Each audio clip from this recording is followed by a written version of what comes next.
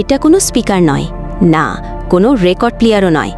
এটা পৃথিবীর সবচেয়ে আশ্চর্যজনক সাউন্ড কপি মেশিন, লায়ারবার্ড। এই পাখি শুধু অস্ট্রেলিয়াতে পাওয়া যায়।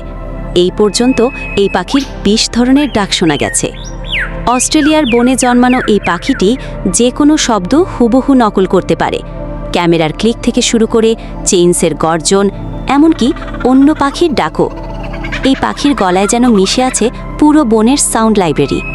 লায়ারবার্ড শুধু গান গায় না, ওপারে পরিবেশকে প্রতারণা করতে, শিকারীকে বিভ্রান্ত করে বাঁচে।